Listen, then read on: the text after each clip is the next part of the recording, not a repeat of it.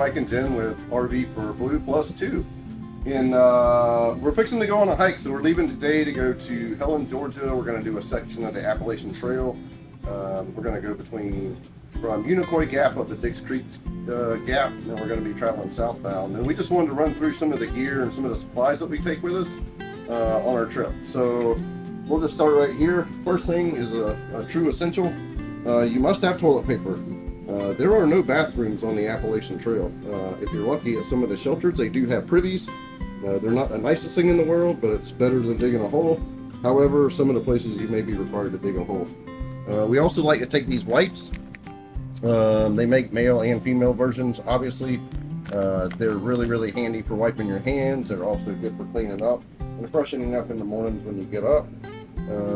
First aid kit is definitely an essential. We just take the basics. This is a kit that you can buy online or at Walmart. Antibiotic ointment, some bandages, some tape, just basic stuff. Something else I like to take is Tylenol PM. Sleeping on the trail is not the most comfortable thing. You're either going to be in a shelter, which is made of plywood, or you're going to be in a tent. So depending on what you take to sleep on, you're going to be sleeping on the hard ground or you're going to be sleeping on plywood. We like these little collapsible cups. We found these on Amazon as well. They are 12-ounce cups, I believe, 12 or 16. 12. 12-ounce cups, but they collapse, so they pack down nice and small. Something else that you're going to need is a way to filter your water. Obviously, you're not going to be able to carry a supply of water, especially if you're doing a multi-day hike. I like this Sawyer Squeeze. This is a great, lightweight filter that you can use. It filters up to 100,000 gallons of water. It comes with its own little bag that you can put your water in, or it attaches to the top of a water bottle. I like to use the smart water bottles just because it's a thicker, more heavy-duty plastic, so squeezing over and over, it has less chance to crack or break. So I like to do the smart water. Something else that I recommend is you're going to have your cell phone with you. You need a way to charge it. Also, I like the rechargeable headlamps, not the ones that take batteries. If you take the little charging cord for your headlamp and your phone, most of them are interchangeable sometimes, so you'll have to look and see what it requires. These solar chargers are great. See the little green light there? It means it's charging. I do like to pre-charge these, so I'll charge them overnight the day before we leave, make sure they're fully charged, and then if they drain down at all, obviously they're charging while you're hiking. Hand sanitizer is also a must. I like to take hand sanitizer, that way you can make sure you're sanitary before you eat. Obviously you're going to be using the restroom out there, so you want to make sure that you're sanitary at all times so you don't end up with some sort of stomach bug or some sort of issue. Stay clean, guys.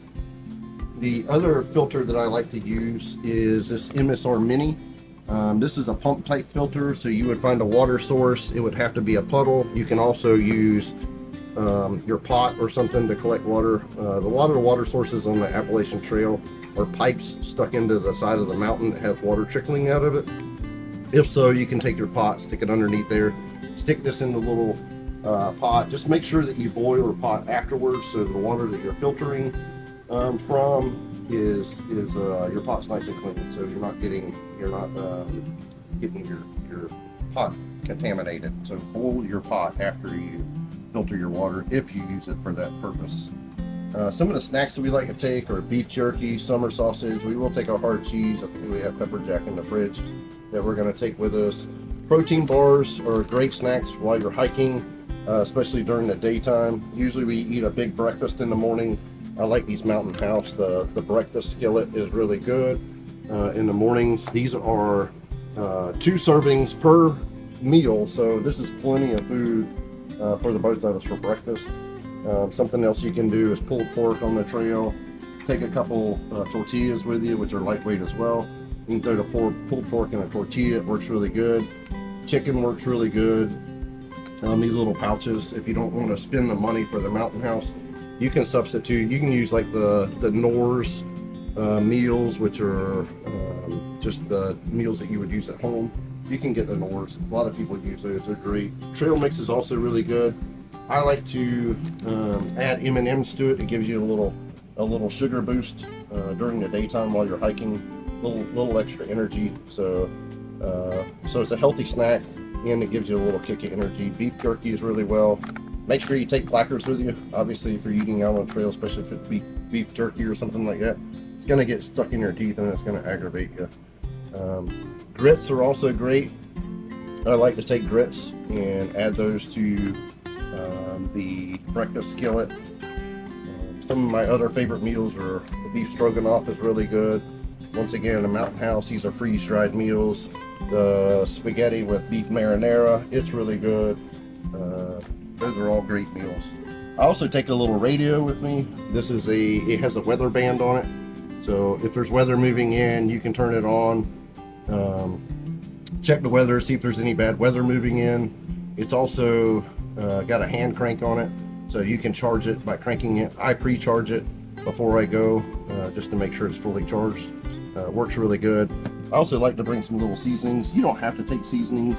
It's definitely a luxury item, but I take salt and pepper and sometimes like a Cajun seasoning just to put in our little Mountain House meals there, just to make them taste just a little bit better. So real quick, just with the Omega and M&Ms, we'll be putting these in a Ziploc bag just to reduce the weight and also to have a smaller serving size. Yeah, so we're obviously not going to take the whole bag. This thing weighs like, I don't know, almost 2 pounds or something. 1 pound, 6 ounces, so 1.5 pounds basically.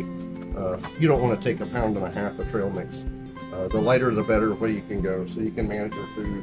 All right, gear wise, one thing that I highly recommend are hiking sticks. You don't have to have hiking sticks or trekking poles.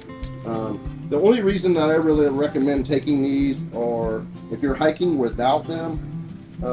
Sometimes what you have a tendency to do is you hike, you have the straps of your backpack on you, your arms are down at your side and you're just walking, and then it kind of cuts the circulation off, and if your arms are down beside your side, then you'll start getting numbness in your hands and in your arms.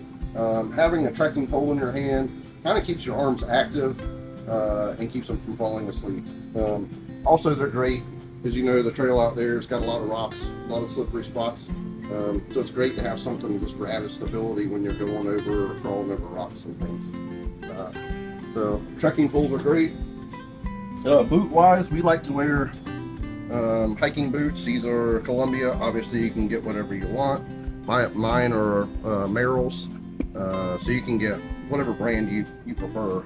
I highly recommend changing your socks every single day. You don't have to get wool socks. These are wool or a wool blend.